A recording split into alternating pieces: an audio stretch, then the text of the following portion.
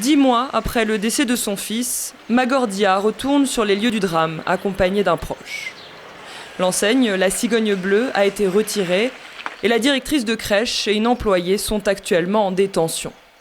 Âgée de 9 mois, Serine Betio Dia y a perdu la vie en novembre dernier, décédée d'asphyxie après une fausse route alimentaire. L'enfant s'est étouffé et pendant un très long moment, le personnel était là, incapable de sauver cet enfant-là. Et on se dit que si le personnel était formé, l'enfant aurait été sauvé rapidement. L'enquête en cours a révélé que la crèche ne disposait d'aucune autorisation. Une situation paradoxale pour Magor Dia, sociologue de formation, qui milite depuis près de 10 ans pour une réglementation des structures d'accueil de la petite enfance. Avec son association, l'ARPE, Association pour une revalorisation de la petite enfance, il propose aujourd'hui des formations au personnel de crèche.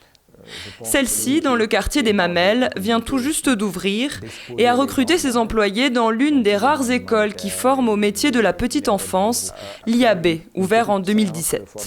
Auparavant, il n'y avait aucune école de formation pour la petite enfance. Donc tout le monde peut s'occuper d'un enfant, tout le monde peut ouvrir une crèche, alors que ça c'est grave. Un constat partagé par Cham Saïdara, qui délivre aujourd'hui une formation aux gestes de premier secours. Avec son entreprise, il intervient régulièrement dans différentes structures pour vérifier les normes de sécurité. Comme vous voyez, en l'écartant pour ouvrir sa bouche, pour dire vrai, la majeure partie des crèches, il faut le dire la vérité, ils ne sont pas formés. Les normes sécuritaires ne sont pas respectées. C'est-à-dire que le personnel même, on doute même le personnel même n'est pas formé pour la petite enfance, pour savoir ce qu'il faut faire. Face à ce vide, Magor Dia et les membres de l'ARPE, professionnels de la petite enfance comme simples parents, tentent de créer un nouveau modèle. Si l'État ne bouge pas, nous, on peut aller vers un modèle, c'est-à-dire dire aux gens, voilà les crèches qui nous reçoivent, qui essaient au moins de se mettre aux normes. Comme ça devient plus transparent.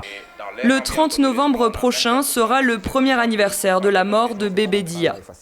Magor Dia entend mener une nouvelle action symbolique pour interpeller, une fois de plus, les autorités. Alison Ekogo Fernandez pour VOA Afrique, Dakar.